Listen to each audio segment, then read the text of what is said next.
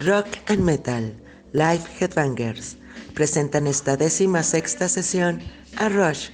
Que la disfruten.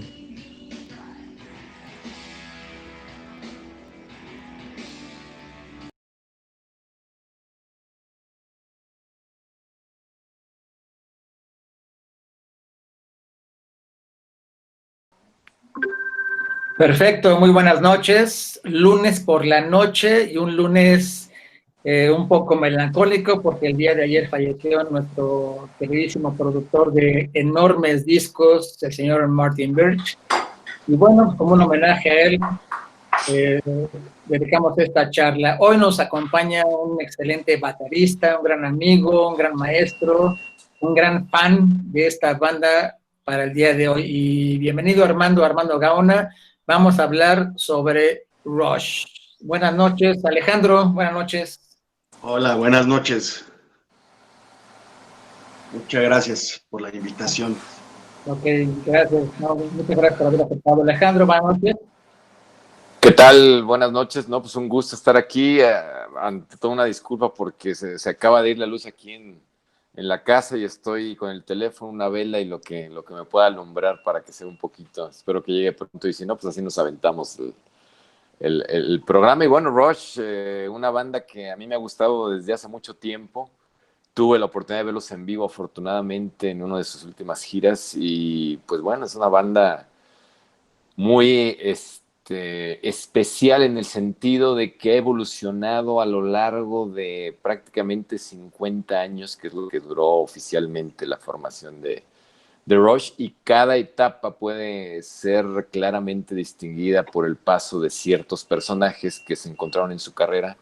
Y bueno, es uno de los artistas canadienses más importantes, si no es el que más, que ha logrado posesionarse dentro de la preferencia del público. El rock canadiense es un rock muy menospreciado, es un rock en sus inicios. Muchos de sus intérpretes primeros tuvieron que cruzarse hacia Estados Unidos para tener algo de éxito.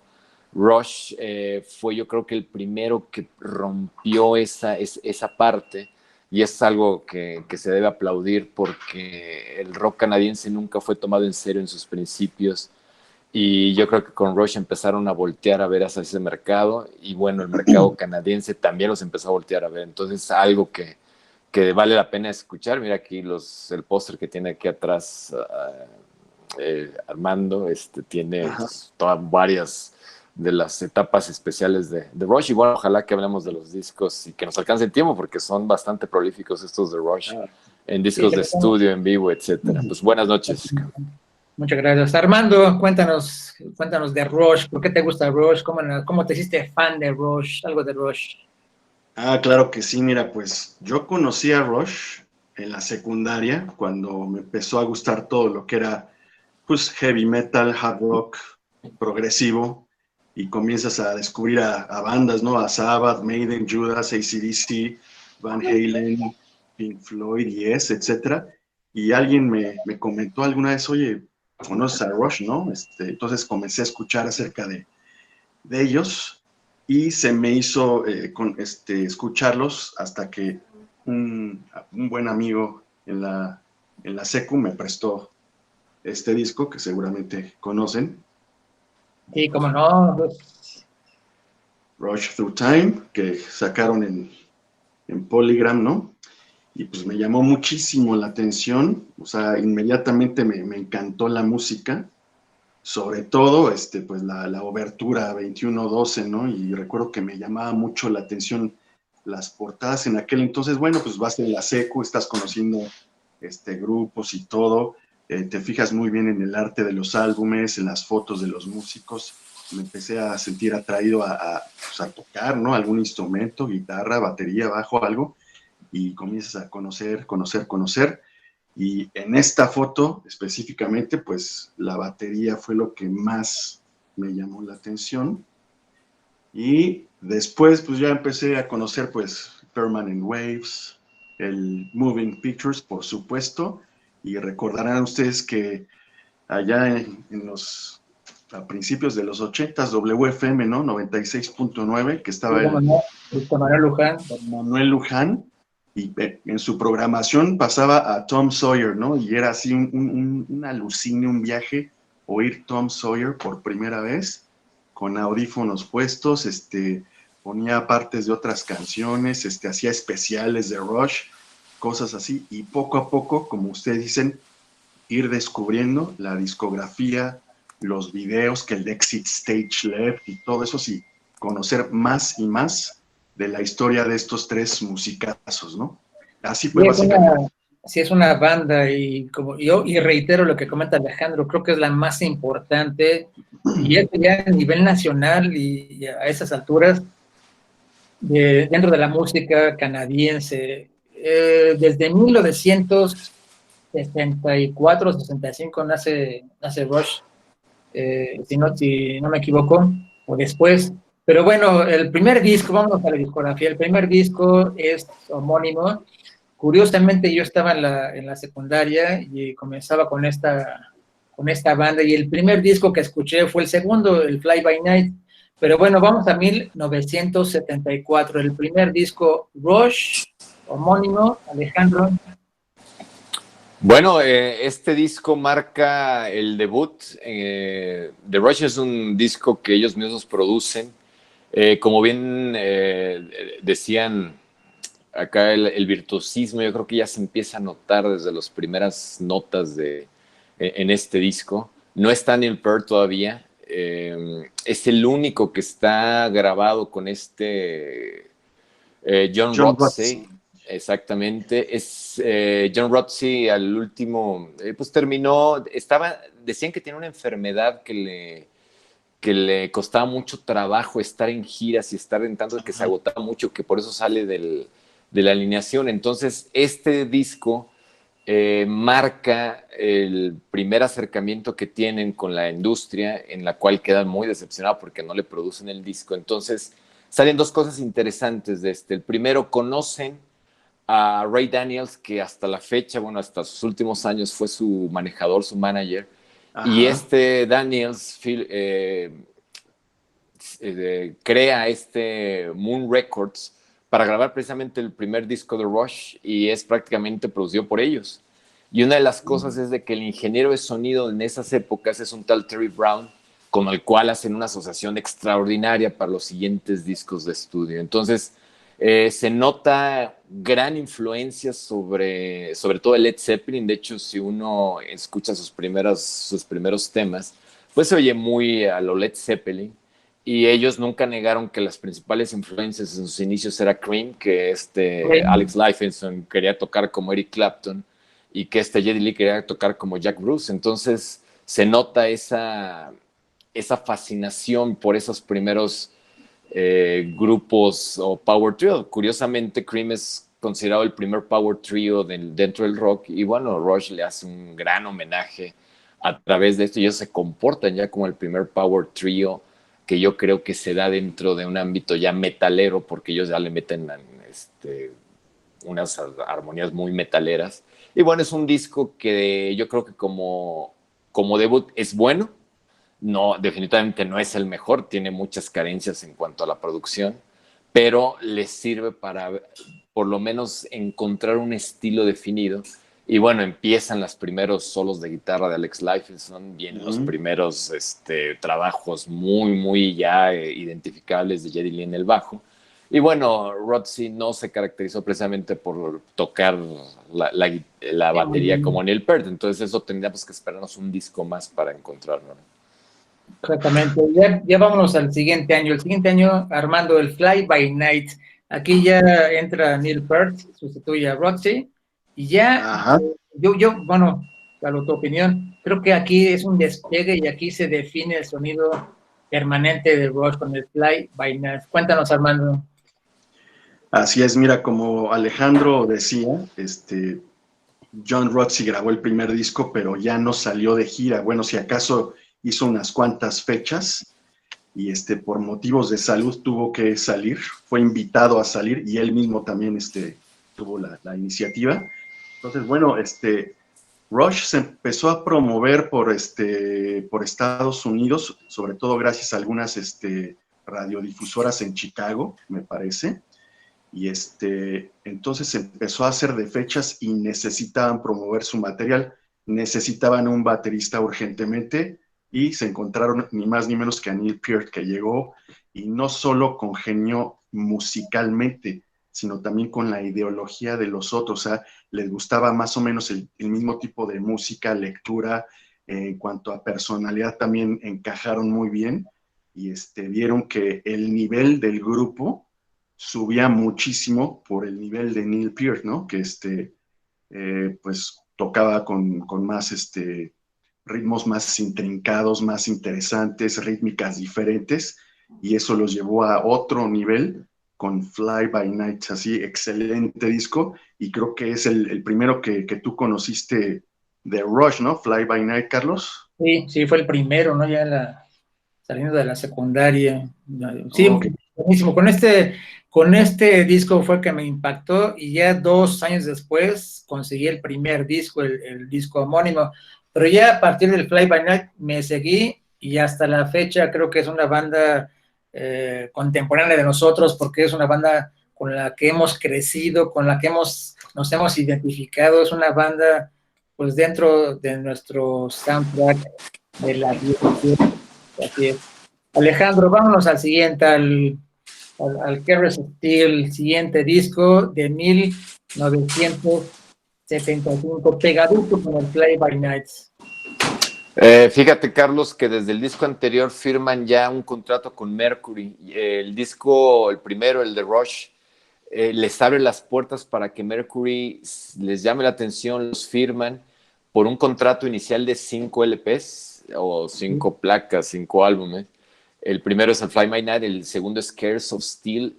Yo creo que estos 2 primeros son como un boceto de lo que podían lograr a llegar.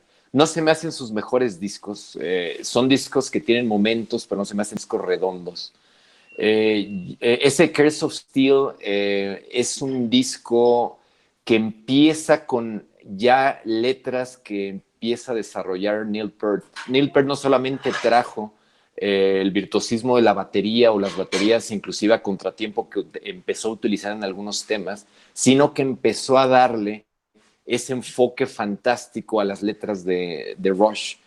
Me dio mucha risa que en el discurso de presentación al Salón de la Fama, que por cierto les hacen los miembros de Foo Fighters, otro power trio, Dave Grohl le dice, bueno, no solamente Neil Peart, ¿qué grupo sería capaz de darle la responsabilidad de las letras a un baterista? Bueno, Rush lo hizo y Rush es un grupo que sale de todos los estándares por muchas cosas, entre ellos Entonces, yo creo que es el primer disco donde se nota ya lo fantástico en temas de Rush, que no se desarrolla totalmente en este disco. Yo creo que el que viene, que vamos a hablar, es el primer gran disco de Rush, pero de Cares of Steel marca la primera pauta de lo que podían llegar a ser, y bueno, ya viene la primera portada de Hugh Syme, que es el que le ha hecho las portadas a Rush durante toda su carrera a partir de este disco. Todas las portadas, el diseño de álbumes, de los discos en vivos, de las compilaciones, de los box sets, son responsabilidad de este canadiense, que es buenísimo porque si algo llama la atención son los conceptos que manejan en sus portadas, y bueno, son cortesía del señor Hugh Syme, que empieza con su trabajo con Rush. Sí, la portada hace honor a Doctor Fausto. Pero bueno, sí, tiene razón, en este disco, además, yo creo que casi lo puedo asegurar, con este disco toman ya, o no sé si da un nacimiento o una continuidad a lo que es el rock progresivo. Y es una difícil una etiqueta de ponerle a Rush como inventores del rock progresivo. Yo no lo considero que sea un rock progresivo. De hecho, hoy en día, con toda la discografía de Rush, yo me atrevo a decir que Rush es el género Rush. Creo que difícilmente, muy difícil, va a haber otra banda igual. Creo que es imposible de que sí exista un sonido igual como Rush. parece en ciertos momentos como progresivo, parece en otras ciertas armonías y melodías como a lo mejor un pop rock, un cierto electrónica, no sé.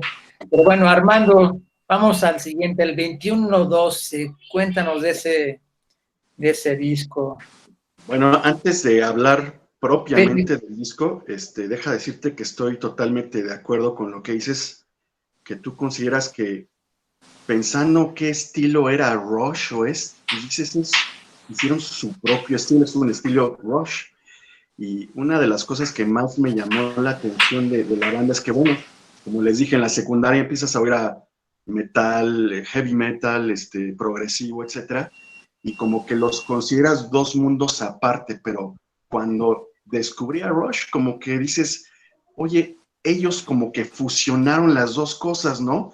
Como que lo heavy, lo pesado, con lo progresivo, y sobre todo con estos álbumes que estás diciendo, La Race of Steel y también el anterior Fly By Night, hicieron eso. Ahora, es muy importante mencionar que la disquera no estaba nada contenta con Rush cuando sacaron este disco de Caress of Steel. ¿Por qué? Porque ellos necesitaban vender discos como lo hicieron como con el primer álbum. El primer álbum de Rush fue exitoso porque a mucha gente le resonaba un poco a Led Zeppelin canadiense, le decía mucha gente, ¿no? sí, es Entonces, cierto. les pedían, pues tú sabes, ¿no? Las disqueras les piden éxitos a los artistas, ¿no? Vende discos, nosotros te apoyamos, pero tú vende éxitos para que nos vaya bien a todos. Pero, ¿qué crees? Esto les causó mucha frustración a Geddy Lee, Alex Lifeson y Neil Peart, y se negaron a ceder en eso, y ellos hicieron el disco que quisieron con 2112.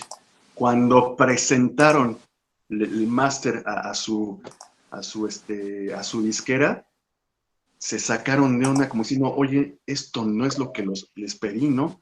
Queríamos algo más accesible, más comercial, pero ellos estaban dispuestos a darlo todo, a explotar su creatividad al máximo, no importando satisfacer a la disquera en sus exigencias, ¿no? ¿Y cuál fue la sorpresa? Que fue todo un hit en el mundo del rock, el 21-2. Sí, una maravilla, una grandiosa ese disco. Alejandro, el 2112. Yo creo que es el primer gran disco de Rush.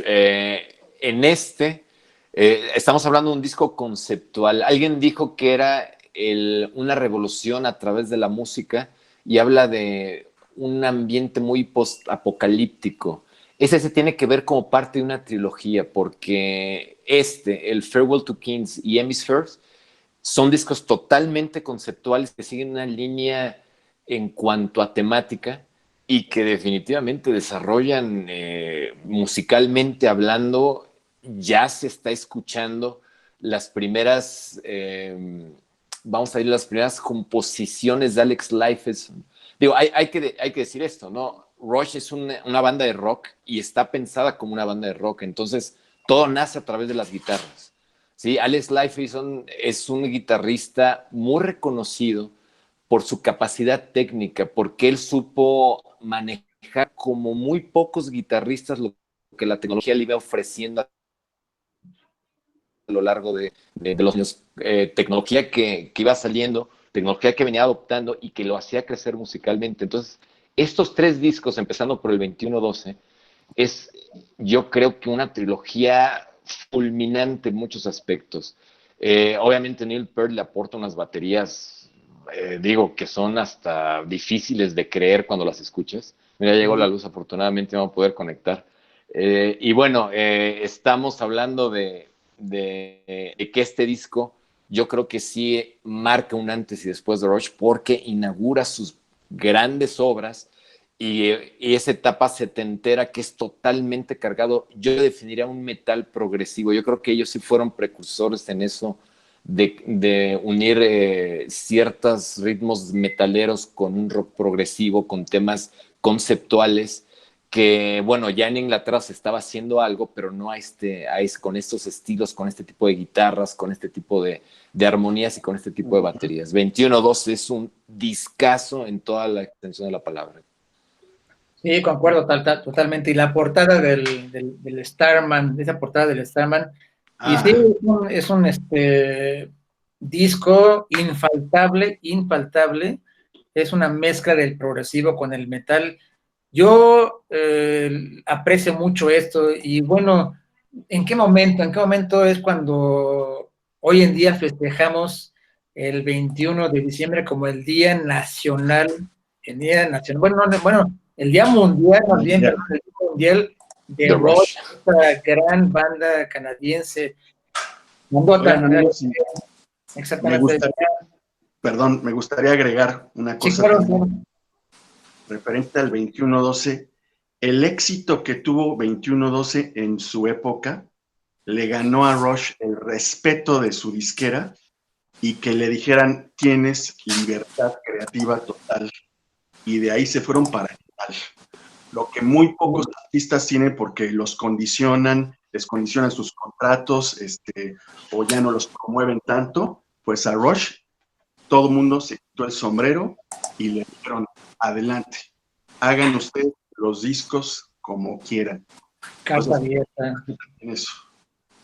Sí, es muy raro encontrar esto, y de hecho así deberían ser las disqueras, y así, bueno, así son ahorita, hoy en día, pues ya las disqueras van hacia una caída inminente. Yo recuerdo el primer disco, el primer video de Metallica, creo que les costó $1 millón, y ya estamos hablando de una gran producción. Hoy no, hoy cualquier banda hace sus videos caseros, los suben a las plataformas y ya están listos, ¿no? Ya están como que teniendo más libertad. Siempre he promovido esa parte con las bandas jóvenes, con las bandas nacionales, locales, de que, bueno, hagan la música que ustedes quieran, hagan la música que ustedes deseen y compártanla. No se condicionen y obedezcan a que si fulano les dice que hagan esto, que si sutano les encomienda que hagan esta obra o que escriban sobre esto o que toquen así. Eso les quita mucho valor y en ese momento dejan de ser artistas. Tú, Armando, sabes de lo que hablo, ¿no? Tú que eres baterista y que tocan y que te he visto tocar en vivo y pues tocan lo que ustedes componen, lo que ustedes crean y tocan lo que ustedes quieren tocar y consecuentemente lo comparten, ¿no? Lo mismo en la literatura, cuando escribimos sobre nosotros y escribimos sobre lo que queremos, sobre lo que nos pasa y consecuentemente pues, lo compartimos. Eso es algo maravilloso, bueno, y aquí Rob, pues al tener esta abierta para esa época, pues es un paso enorme para la banda. Y bueno, vámonos al siguiente disco, ya después del 21-12, el 21-12 ya viene el año siguiente, la despedida de los Reyes, A Farewell to Kings. Bueno, perdón. Hay que mencionar algo. No, adelante, por favor, Armando. Después del 21-12 viene el primer álbum en vivo de Rush, All the World's a Stage, que también fue un golpe, ¿no? Así fue el demostrar lo que podía hacer Rush en vivo. Y recuerdo también, ¿no? En la secu, cuando la primera vez que me enseñaron ese álbum que se desplegaba en 3, era así como que wow, ¿no? Exactamente, ¿no?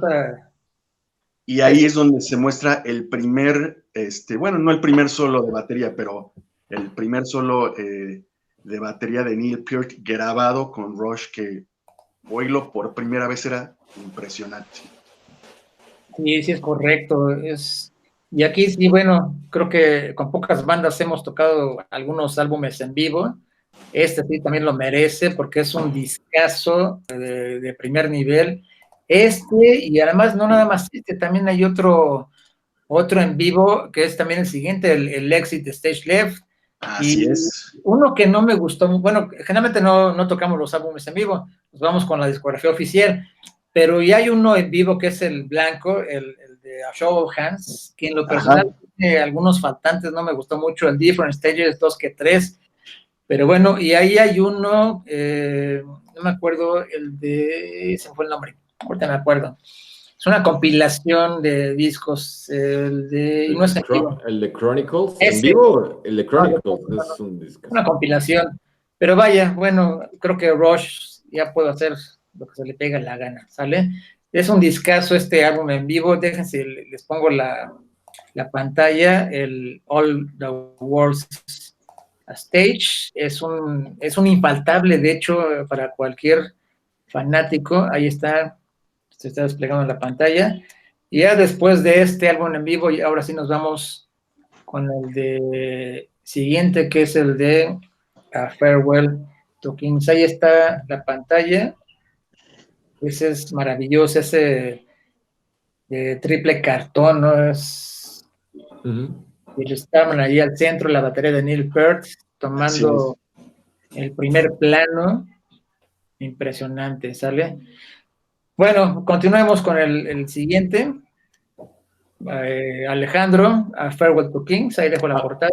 A Farewell to Kings, lo que decía que sigue con sus temas conceptuales, y es muy importante este disco por la evolución que le da Rush. Este disco es grabado en Inglaterra y ellos tienen contacto por primera vez en vivo con la escena progresiva londinense. Entonces, es ese contacto que hacen con esos artistas, sobre todo con King Crimson, con Pink Floyd, con Yes, hace que enriquezcan todavía más su lienzo sonoro. Entonces, este Farewell to Kings, la gira fue muy exitosa porque fue muy documentada. De hecho, voy a mostrar algo. La mostré el programa pasado.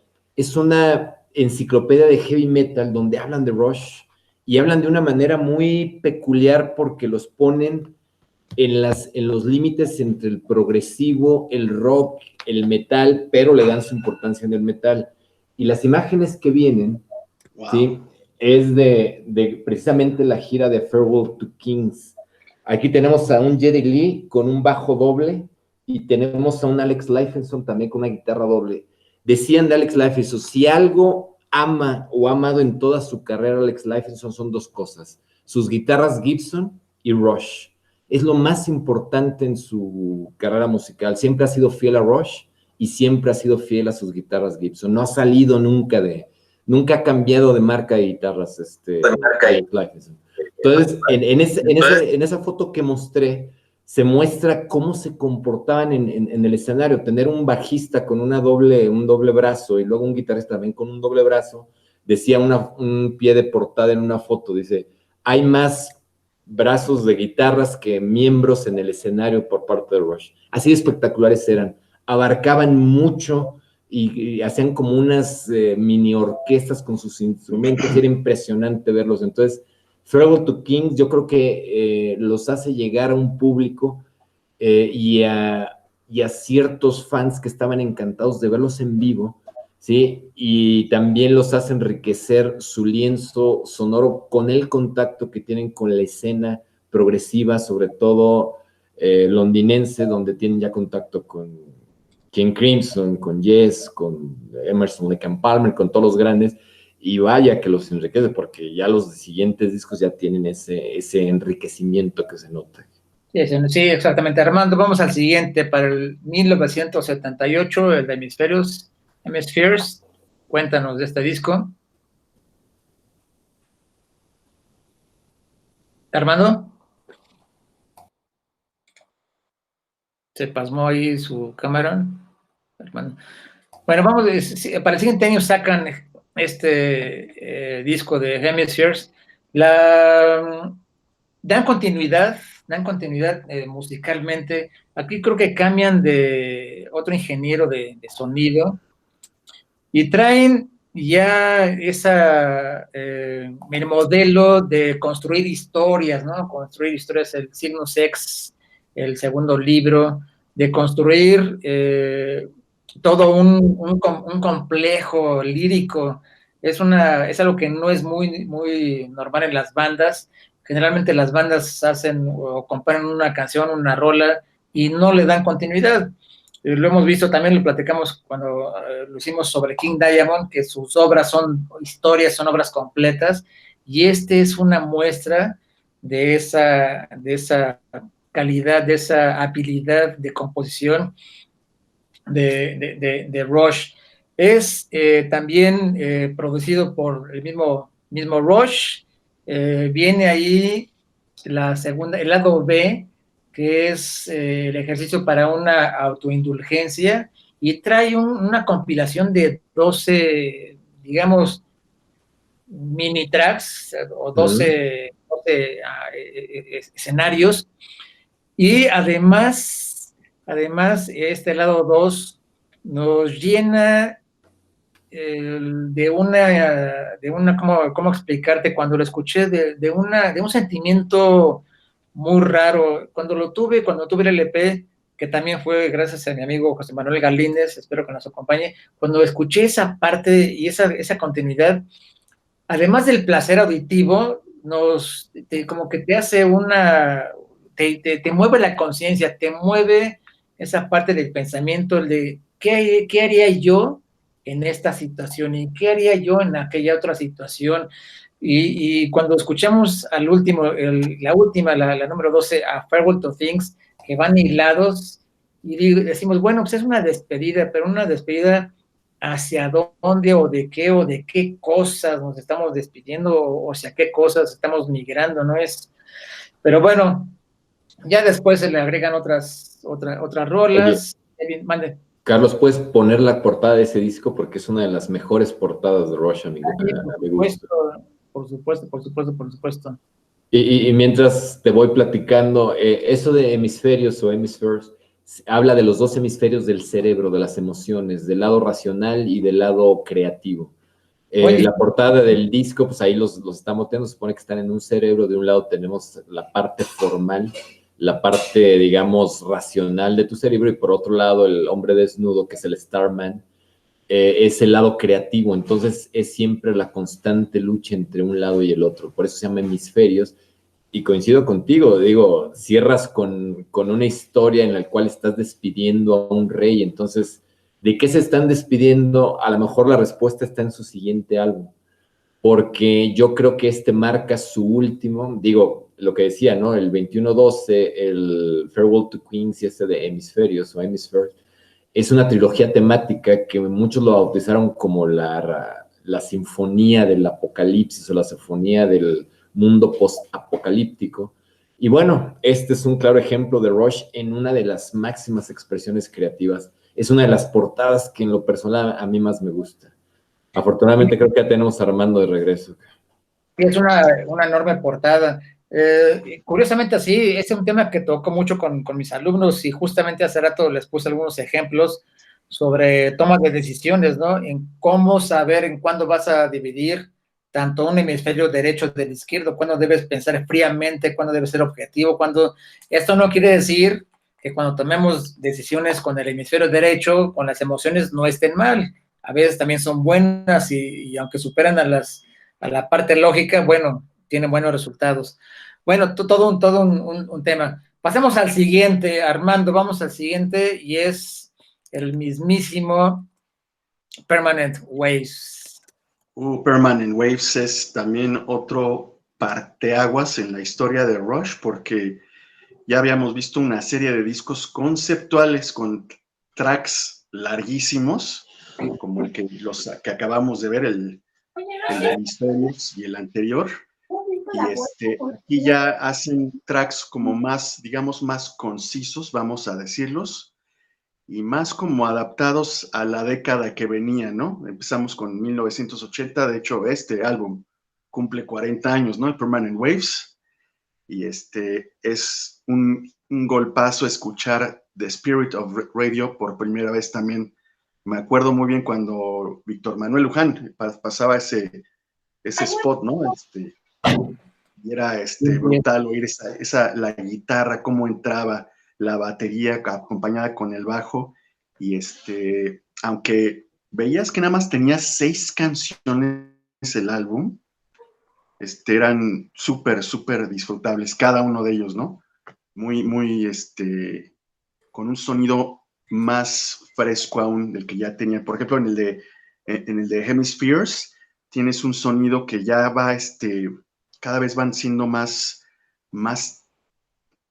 virtuosos técnicamente los músicos, y de hecho, si se fijan, la voz de Geddy Lee en el de Hemispheres, Ajá. está altísima, altísima la voz. Es más, por ahí en alguna entrevista oí a Geddy Lee que dijeron que cuando grabaron los tracks, la música primero, no se dieron cuenta que estaba un tono más elevado de lo que lo habían compuesto, y cuando tocó el turno de Geddy Lee de grabar la voz, sintió que se tuvo que esforzar demasiado, ¿no? Le quedaba incluso muy alto para su tono, pero bueno, con este Rush, con este Permanent Waves, perdón, quizá podríamos decir que para algunas personas se volvió un poco más accesible el sonido.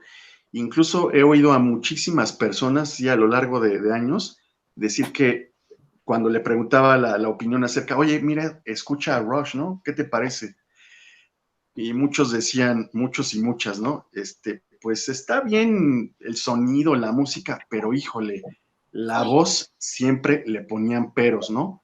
Porque estaba demasiado aguda, muy estridente, etcétera, etcétera. Obviamente con la edad Geddy Lee fue más o menos modulando un poco más su voz.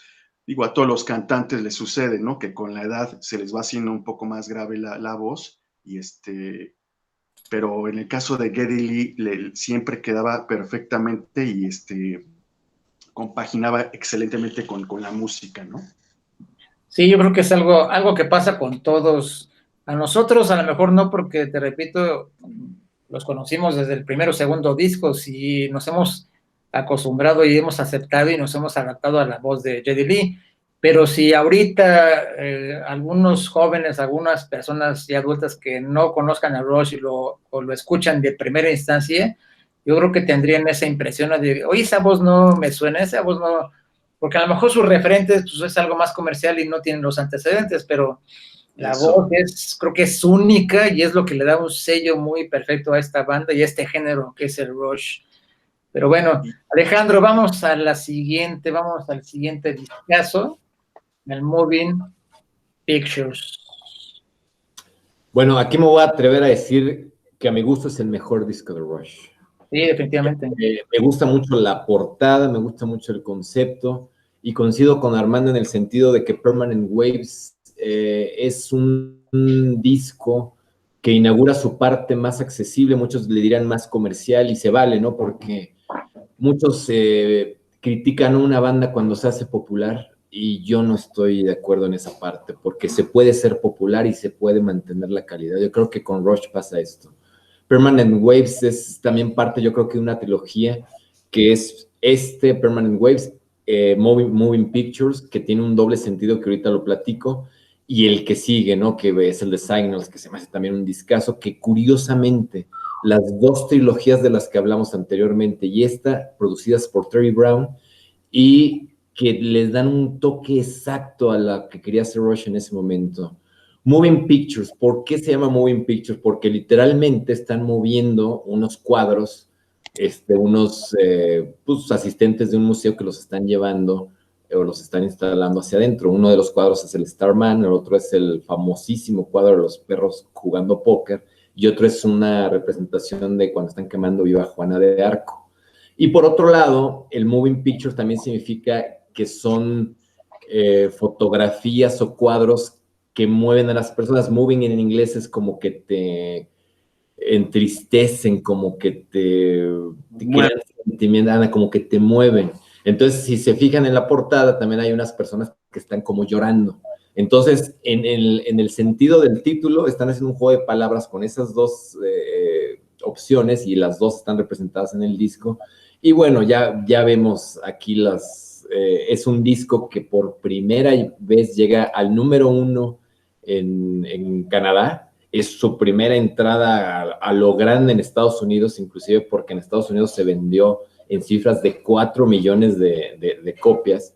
Y bueno, ¿qué decir de los temas, no? Los temas aquí de Moving Pictures tienen de todo. Tiene el famosísimo Tom Sawyer, yo creo que es su tema insignia, Red Barretta, el Lamplight, el Vital Signs, la instrumental que casi siempre eran sus conciertos con el YYC, que yo no sabía que el YYC es el acrónimo del aeropuerto de Toronto, que dicen que la toman porque cada vez que lo tocan los hacen sentir en casa. Entonces, bueno, Es un disco redondo en todos aspectos musical, en cuanto a la portada, en cuanto al desempeño, y yo sigo insistiendo que es el disco mejor logrado de Rush, y su mejor disco, me voy a atrever a decir, es el mejor disco de Rush.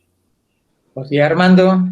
Estoy totalmente de acuerdo, yo también digo que es el mejor, es la obra cumbre de Rush. De hecho, si alguna persona que no conoce a Rush me dijera, oye, préstame algún material de Rush, ese es el disco que le prestaría. Mira, Sí, conoce a Rush. sí, Es con este disco, ¿no? De hecho, para muchas personas, digamos que es el disco con el que muchos conocieron a Rush, ¿no? Yo tengo muchos amigos que me han preguntado, y es el primer disco de Rush, es el de Moving Pictures. Digo, no, ya es más viejo, entonces ahí viene la plática, ¿no? Pero sí es muy buen discazo. Para el año siguiente, ya viene en el 82, viene el Signals. Alejandro. Bueno, ¿puedo interrumpir una vez Le más? cedo a Armando, porque creo que Armando se quedó con las ganas de Sí, hablar claro. de Moving Pictures. Es que, perdón, pero sería falta de respeto no decir algo acerca de lo que pasó después de Moving Pictures. Siguió el Exit Stage Left, que ya habían mencionado, Claro. y ahí quedó registrado el solo más impresionante de Neil Peart, por lo menos en mi opinión. Y de verdad, oír ese solo fue algo que me atrajo muchísimo a la batería. O sea, el oír el Moving Pictures y luego ese disco en vivo fue algo que definitivamente me hizo como decidir, yo quiero tocar la batería, ¿no? Así. ¿Tienes Ahora la sí. portada, Carlos, del Exit Stage Left? Porque es una portada también buena. Digo que conceptualmente las portadas de Rush son, porque hacen también una compilación de todos los discos que habían hecho y las sí. ponen en la portada y en la contraportada y salen todos, y todos tienen que ver ahí, y sale el Starman, sale el búho de Fly By Night. Si no, seguimos platicando, pero estoy de acuerdo, hermano. Ese solo de batería es extraordinario. Sí, curiosamente, y aquí ahorita que comenta Armando que fue lo que le hizo decidirse por la batería, igual creo que no he contado la parte personal de esta experiencia, ¿no? En 1979 fue cuando dije y decidí, también quiero ser baterista. Entonces, en un viaje a Los Ángeles, pues dije, ahorita es cuando, y quiero ser baterista, quiero ser como Neil Peart y quiero ser uno de los más grandes, ¿no? Entonces me metí a la escuela y de entrada, ¿no? Me metí y llego y me metí con la idea y pensé que así iba a ser, que iba a llegar y me iban a dar una batería como la de Neil Peart, me iban a sentar y iba a ser grande, iba a empezar a tocar. ¿Y cuál fue mi sorpresa? Que llego a una pequeña academia muy chiquita, y me dan un tamborcito como un pandero y dos palitos, ¿no? Y era 1, 2, 3 y ensayar. Entonces dije, no, creo que esto no es lo mío. Entonces, sí, lamentablemente aborté la misión, y de ahí, entonces, entre el abanico de estudios y de cursos, me fui a estudiar zoología al zoológico de San Diego, y me aventé una buena temporada de un par de meses. Y ahí me di cuenta que, bueno, la parte de interactividad con la maestra y la enseñanza, pues era lo mío. Ahí está la portada de un discazo de 1981. Grandiosos tracks ahí, el solo que comenta Armando, también otro infaltable, ¿sale? Vámonos. Y si quieres, ahora sí ya nos vamos con el siguiente, que es el de Signals. Que es el disco que yo creo que cierra una de las, la primera etapa fuerte de Rush, es de 1982, es el último que produce Terry Brown. Su asociación duró prácticamente una década, y yo creo que durante esos años fue cuando Rush llegó a donde quiso y lo hizo como quería. Se hizo popular. Muchos fans no se lo perdonaron porque ya sus temas empezaron a sonar en la radio, ¿sí? Y ahí es donde ya podemos hablar de un Rush más comercial, sin que sea comercial del todo, porque Rush es una banda sin medias tintas. Yo creo que o te gusta o los odias, pero no es una banda que te diga, me voy a poner a escuchar una o dos porque a lo mejor me gusta, no. O te gusta o no te gusta. Y yo creo que aquí es donde Rush se hizo un poquito más accesible y algunos lo conocieron mal. Este disco también llega al número 1 en Canadá y también se vende muy bien en Estados Unidos y empiezan los conciertos agotados y empiezan a hacer cabezas de cartel en varios festivales importantes. Y en su país se convierten en un fenómeno musical sin precedentes, a tal grado que son el primer grupo de rock al que se le otorga la distinción de armas en Canadá, que es el equivalente a la medalla del mérito en Estados Unidos, o lo que le dan, que les hacen un título mobiliario en Estados Unidos, digo en Inglaterra como le hacen a los Beatles, a los Rolling Stones. Bueno, en Canadá ellos se volvieron un fenómeno mediático. Entonces yo creo que Signals termina esa primera gran etapa y yo insisto, es una parte de una trilogía que es Permanent Wave Moving Pictures y Signals, que yo creo que es la parte más sólida que tiene Rush. Y bueno, aquí vienen varios temas, ¿no? Viene Subdivisions, una que se llama Digital Man y el de New World Man, que son, bueno, fantásticos. Y bueno, me encanta a mí este disco en particular. Junto con el anterior se me hace la propuesta más fuerte de Rush.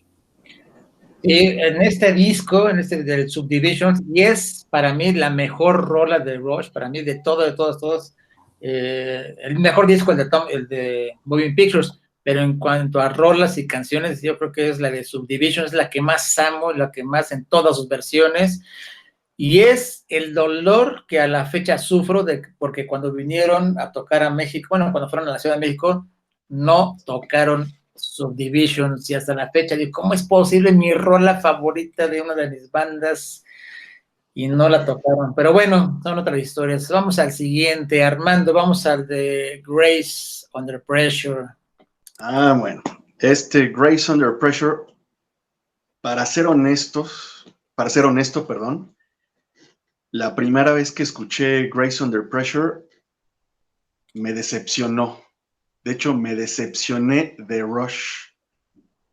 Recuerdo que me lo prestaron, lo puse de inmediato y a escucharlo, ¿no?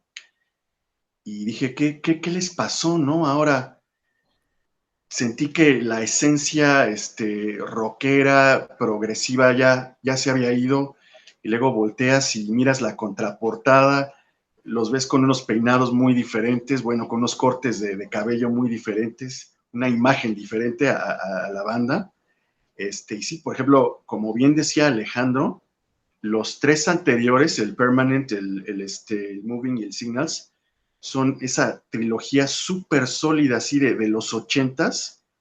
Y después del Signals, con ya terminó una historia, y los discos subsecuentes, después de Grace Under Pressure, la verdad no los aprecié en su momento. Ya hasta muchos años después, les di una segunda, tercera oportunidad, y sí, por supuesto, los considero excelentes ahora, pero siendo honestos, en su momento, no me gustó. Si acaso de este disco, me gustaría una canción, la de Red Sector A, en aquel entonces, ¿no? Dije, esta es la única quizá rescatable, pero de ahí en fuera no me gustó. Alejandro. Yo coincido con Armando. Yo creo que para mí es el disco más anodino de Rush.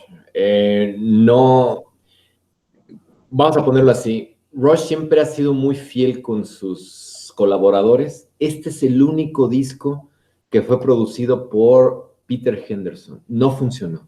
Es un disco que en lo comercial, en lo musical, no funciona, y yo estoy de acuerdo con Armando. No sigue la línea que Rush tenía. Trataron de experimentar, le meten sintetizadores con todo.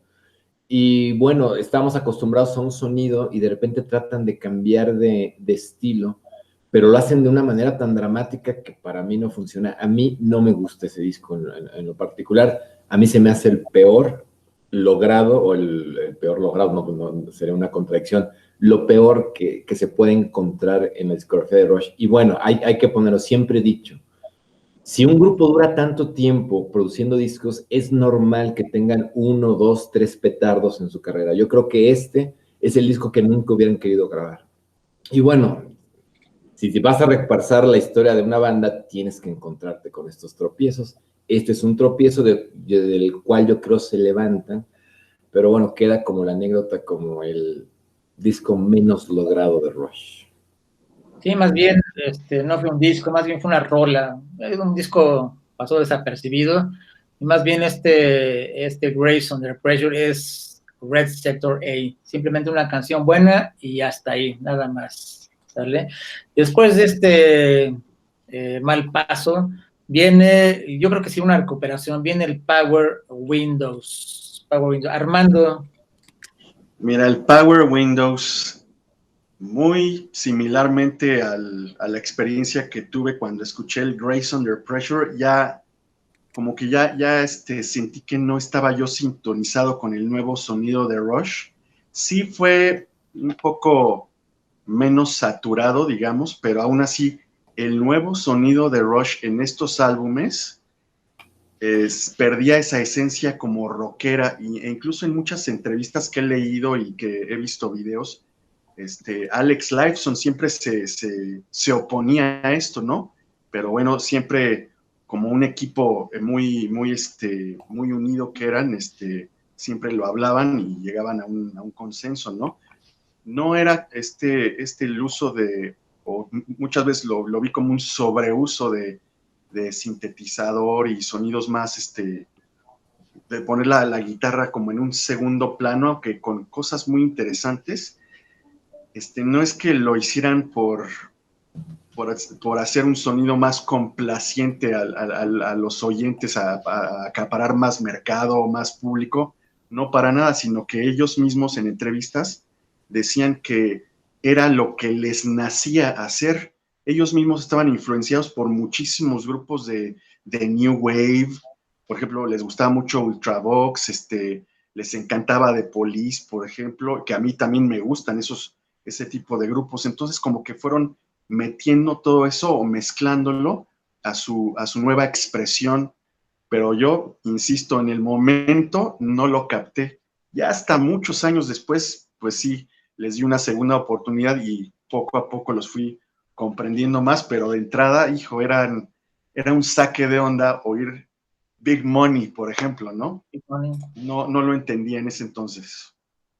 Sí, a mí sí me gustó este disco, ¿eh? De hecho, yo lo esperé con mucha impaciencia. Después del Grace, así como que, bueno, ya viene el otro.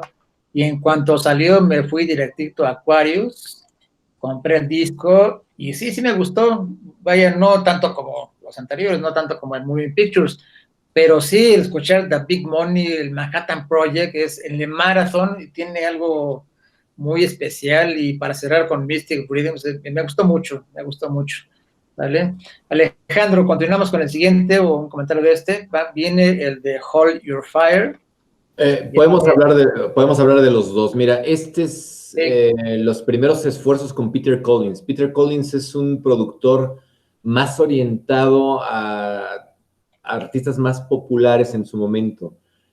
Trabajó con Bon Jovi, trabajó con Queensrÿche. Con Queensrÿche hizo esa maravilla, creo que se llama Operation Mindcrime.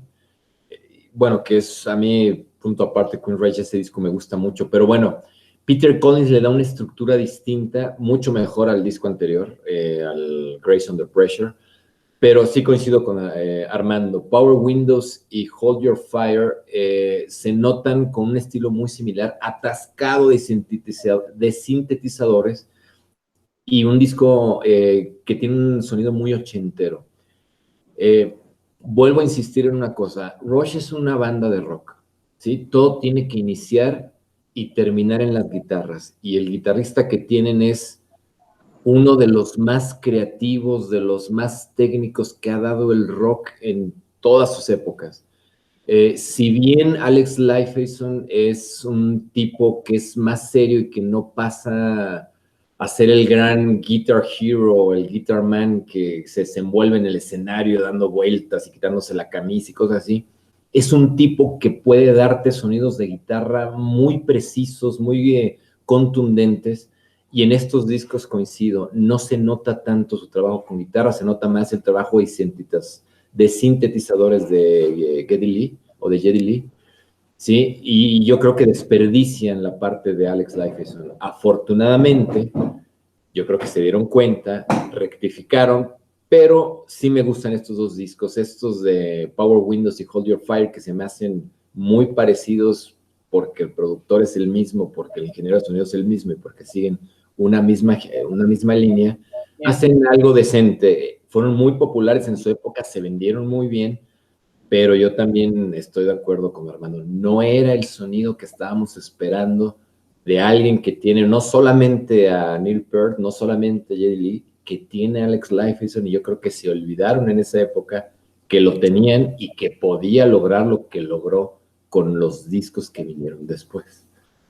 Y ya para esta mitad de la década de los 80, creo que ya eran considerados como un muy buen guitarrista, un excelente vocalista y uno de los mejores bateristas a nivel mundial, ¿eh? Eso ya de los 80, ya vamos por buen camino.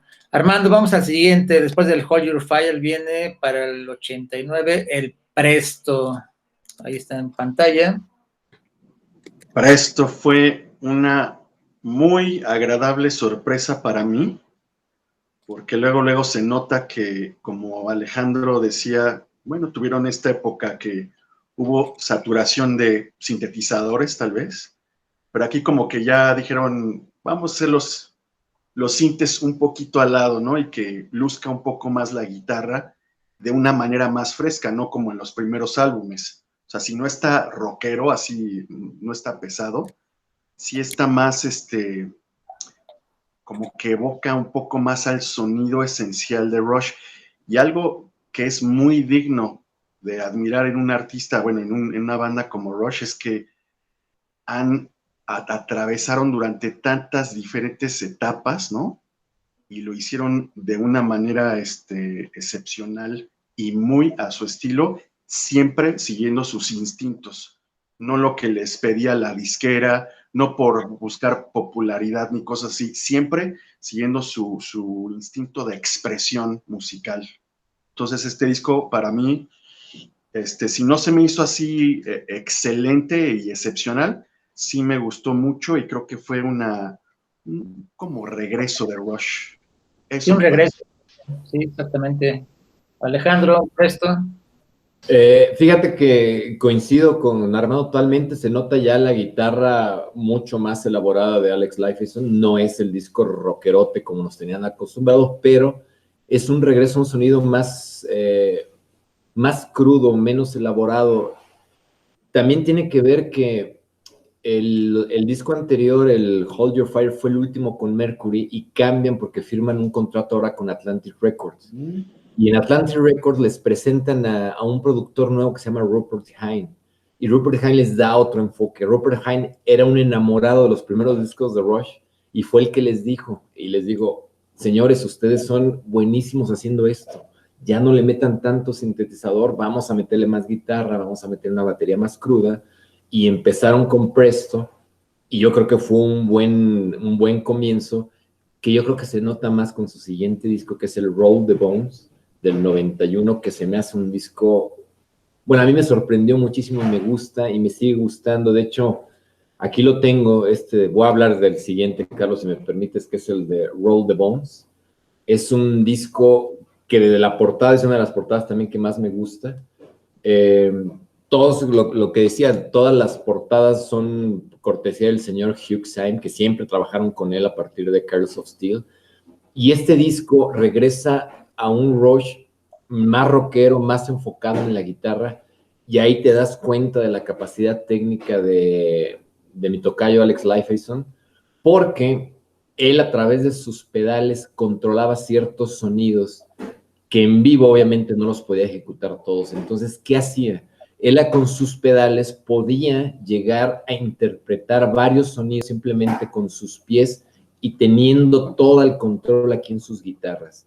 Para eso necesitaba sus guitarras Gibson, que lo que dije, nunca las cambió, y empezó a incorporar pedales y efectos para lograr un efecto envolvente, ¿sí?, en las presentaciones de Rush.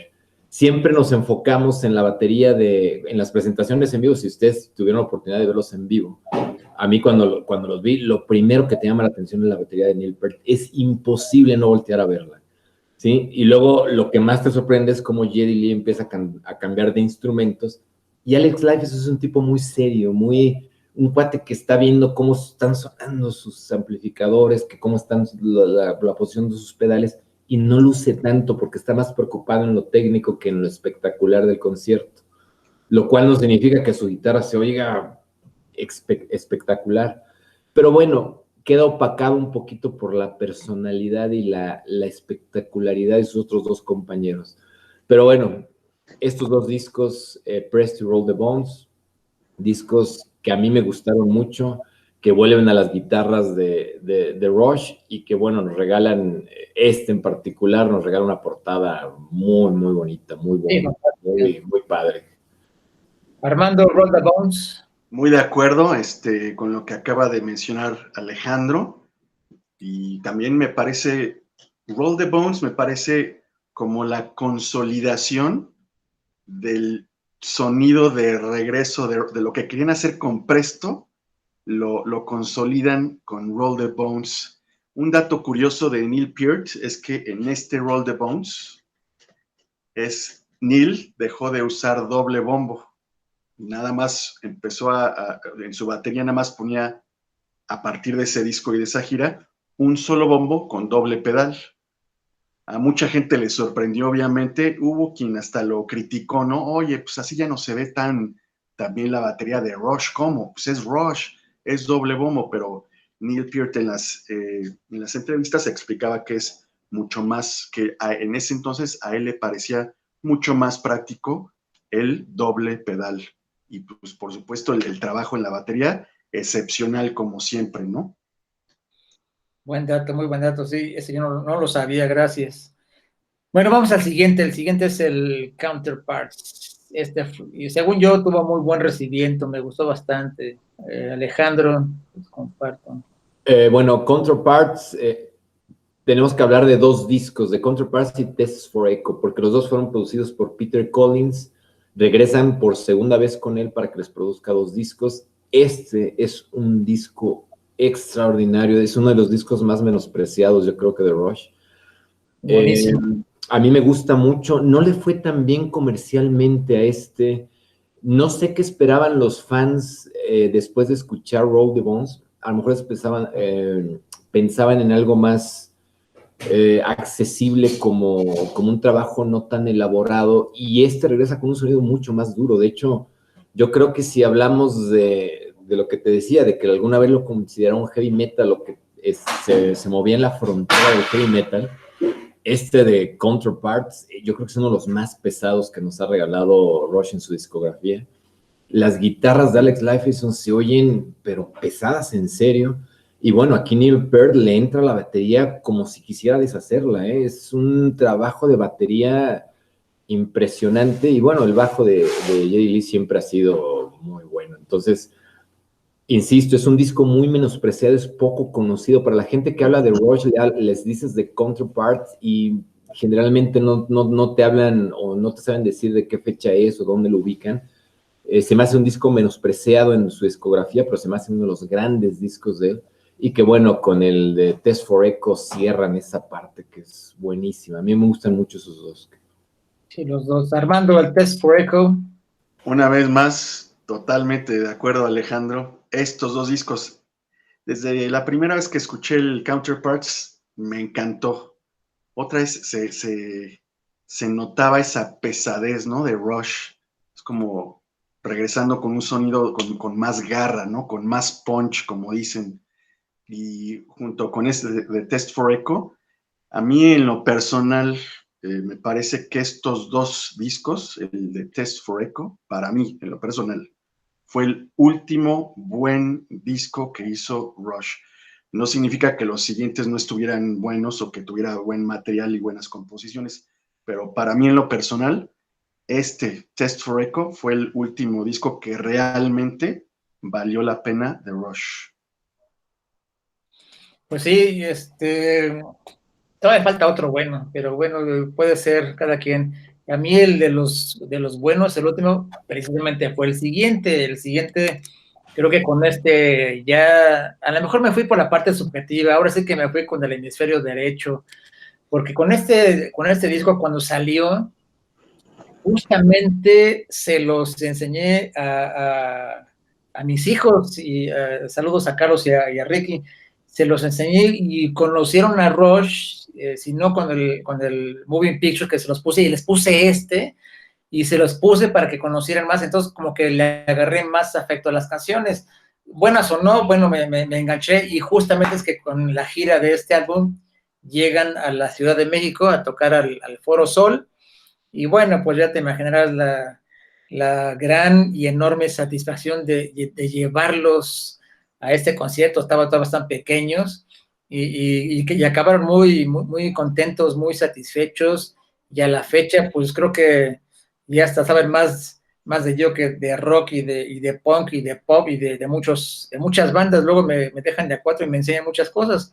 Por eso es que este disco me gusta mucho, sí me enganché totalmente. Y objetivamente, pues sí, son rolas que muy pocas merecen un aplauso. Es un disco muy lineal, muy parejito. Y no sé, Alejandro. Mira, Vapor Trails tiene una historia muy particular. Después de la gira de Test for Echo, es cuando viene el rompimiento, el estado de incertidumbre en qué iba a pasar con Rush, porque Neil Peart sufre dos pérdidas muy importantes. La primera es que su hija, no sé si de 19 o 21 años, muere en un accidente automovilístico, y prácticamente 8 meses después muere su esposa por cáncer. Entonces, le pega de tal manera esas situaciones en lo personal que él decide abandonar la banda. De hecho, en sus memorias escribió un libro al respecto. Dice que se dirige con sus compañeros y les dice: considérenme retirado, yo ya no quiero saber nada de la música, y que se dedicó a recorrer los Estados Unidos y Canadá con su motocicleta. Entonces se decía que Rush iba a terminar ya disolviéndose. Entonces Vapor Trails crea mucha expectativa. Entonces, cuando se enteran muchos fans 3, 4 años después que regresan al estudio de grabación, se crece expectativa en el mundo de la música, porque pasan varias cosas en ese tiempo. Les dan la orden que te decía de los caballos ahí en Canadá, por primera vez para un grupo de rock, ¿sí? Y crea tanta expectativa este disco que, bueno, se venden cuando sale y se anuncia la gira, se agotan los boletos de la gira en cuestión de minutos. Musicalmente hablando, coincido con Armando, se me hace un disco sobrevalorado, causó mucha expectativa, se vendió muy bien, pero yo creo que fue más la expectativa que realmente lo que ofrecía el disco. Se notaba a todas leguas, a ciencia cierta, de que Geddy Lee y Alex Lifeson estaban esperando cómo iba a reaccionar Neil Peart a partir de su alejamiento de los escenarios. Neil Peart no regresa igual, eso es un hecho, regresa distinto. No sé cómo decir esta parte en de Vapor Trail, pero regresa, no, se oye una batería más simple, menos elaborada, no es el Neil Peart que nos tenía acostumbrados a esos grandes solos de batería, esas grandes composiciones, ese romper y robarse en algún momento de las canciones para su batería. No pasaba eso con Vapor Trails. Sin embargo, fue un disco muy popular, fue una gira muy popular, y de ahí se desprende, yo creo que también uno de sus mejores discos en vivo, que es el de Rock in Rio. Ese es un disco muy bueno, son tres discos del cual capturan su presentación en Río de Janeiro, y viene un solo de batería de Neil Peart ahí que se llama Oh Baterista, que vaya, bueno, es muy bueno, no es a la altura del que hacen en Exit Stage Left, pero bueno, por lo menos se ve que Neil Peart está entrando en ritmo otra vez y empieza a tratar de empezar una vida sin su esposa, sin su hija, vuelve a contraer nupcias, como que viene una estabilidad en su manera, en su vida personal, y eso se refleja hacia las últimas etapas de la gira. Pero el disco como que le falta algo, le faltan las tripas, le faltan las entrañas de ahí, de allá, es mi opinión de ese disco. Sí, es cierto. Esa posiblemente sea una parte de la madurez, ¿no? De aceptar esas pérdidas. Y sí, por supuesto que te cambia, ¿no? Te cambia en tu forma de ser y en tu forma de actuar. Y en este caso, de la forma de hacer música, ¿no? Armando, vamos al siguiente, al Snake and Arrows. Ya pasaron 5 años, ¿eh? Pasaron 5 años. Este álbum es del 2007. Fíjate, mira, este disco sí me gusta, trae buenas canciones, buenas composiciones, pero no se me hace un álbum excelente. Y bueno, como ya estábamos diciendo, que Vapor Trails marcó el regreso de Rush y creó, como decía Alejandro, creó mucha expectativa porque, wow, Rush regresa, ¿no? Entonces todo el mundo estaba al pendiente y pues aquí en México estábamos que no nos la acabábamos porque venía Rush por primera vez, ¿no? A México, y los que estuvimos allí, pues estuvimos fascinados. Este disco lo oí poco, pero afortunadamente, no mucho tiempo después, salió un disco en vivo de la gira del Snakes and Arrows, y ahí me hizo, como cuando oí este disco y vi el DVD, me hizo apreciar muchísimo más esas canciones de Snakes and Arrows. Creo que es bueno, pero también quiero mencionar algo que creo que me parece importante, es que el estilo vocal de Geddy Lee estaba cambiando mucho. En la ausencia de Rush, después de la tragedia que tuvo Neil Peart pues, con su hija y con su esposa, recordarán que en el año 2000 Geddy Lee sacó un disco solista, My Favorite Headache. Entonces, él con otros músicos pues hizo sus canciones, sacó su propuesta, que si lo oyes pues, es muy parecido a Rush, pero también como que está con un nuevo estilo vocal de fraseo más que nada, y hacer algunas líneas vocales como de cánticos. Eso sí me gustó en el disco solista de Geddy Lee, pero ya con Rush no me convencía tanto. Siento que se alejó un poco de su estilo esencial Geddy Lee en la voz. Y por eso esta etapa de Rush ya no me convencía tanto, aunque sí reconocí que era muy buena música y muy poderosos los dos discos, ¿no? El anterior también. Sí, algo que comentas que retomar es la parte de los conciertos, porque es muy cierto, creo que mucha gente coincide conmigo. Tú escuchas un álbum de estudio, te gusta o no te gusta, pero cuando escuchas la versión en vivo le meten más sentimiento, le meten mayor producción y te atrapan algo. Es una maravilla, ¿no? Te sientes parte sientes que estás en parte, o eres parte de la multitud, de esa muchedumbre, de esos fans, de esos headbangers ahí, ¿no? Alguna vez conocí algún amigo en la universidad que me decía, no me gustan los conciertos, sean feos, porque no sabes de la majestuosidad de ese sentimiento de vivir y ser parte de la gente que está ahí aplaudiendo a tu artista favorito, ¿no? Pero bueno, Alejandro, vámonos con espero que no sea el último, hasta ahorita es el reciente en estudio, y es nada menos y nada más el famoso del 2000, tardaron años, el Clockwork Angels del 2012, 5 largos años pasaron. Bueno, me voy a regresar un poquito con el Snake and Arrows, lo tengo aquí. A mí me gusta muchísimo este disco y tengo mis razones para que me guste. Yo fui a la gira de ese disco, yo vivía en Ciudad Juárez y ese fin de semana estaban anunciando que el 1 de mayo se iban a presentar en Phoenix. Phoenix son más o menos unas 6 horas manejando desde El Paso, Texas. Fuimos a ese concierto y bueno, yo nunca los había visto en vivo y fue para mí algo extraordinario. Compré el disco en el foro donde se presentaron y bueno, fue para mí un espectáculo. Y son cuates muy alivianados. Los canadienses se comportan muy distintos a los americanos en muchos aspectos. Me llamó mucho la atención que como parte del escenario tenía unas lavadoras como que con ropa adentro que estaban dando vueltas y una máquina de palomitas que estaba haciendo palomitas. Y tienen cosas muy raras en el escenario. Y es donde yo por primera vez pude admirar en pleno el trabajo de los tres. Y me tocó en la cuarta o quinta fila porque era un lugar chiquito, un lugar para unas 10,000, de esos foros que son al aire libre, que en la parte de atrás tienen pasto para que la gente se siente y hacia adelante, van cerrándolo. Y a mí me tocó en un tipo anfiteatro, y me tocó en la quinta fila, entonces me tocó verlos en plenitud, viendo cómo se desarrollaban en el escenario, y bueno, quedé encantado. Y bueno, estos dos discos, para mí, yo creo que sí va a ser el último, Carlos. En varias entrevistas, tanto Lifeson como Lee dijeron que Rush no vuelve sin Peart.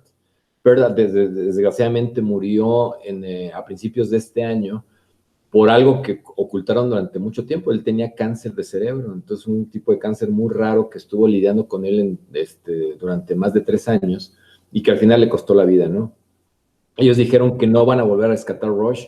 Conociéndolos, no creo que lo hagan por dinero, porque ellos siempre han sido muy coherentes con su manera de pensar. Ellos nunca han buscado el dinero fácil o la fama fácil. La última gira que hicieron, que fue el R40, fue por el 2015, el último concierto que fue en Inglewood fue precisamente de la gira de ese R40. Y bueno, yo creo que sí se despiden con su discografía formal con estos dos discos, con Snake and Arrows y Clockwork Angels, los dos producidos por Nick Raxulenix. Este cuate es un productor bastante pulido, bastante cumplido. Le da un enfoque distinto al sonido de Rush, se nota, hace mucho énfasis en el trabajo de la guitarra, por eso me gusta mucho a mí estos dos discos. A mí lo que más me gusta, así como a Armando le gusta la batería en un grupo de rock, a mí me gustan las guitarras, siempre quedo embelesado viendo el trabajo de los guitarristas, y me llamó mucho la atención cómo se movía Alex Lifeson en el escenario. Lo vuelvo a repetir, no es tan espectacular como Neil Peart, porque Neil Peart se roba literalmente la actuación con sus... Pero bueno, Alex Lifeson se me hace un tipo bastante divertido.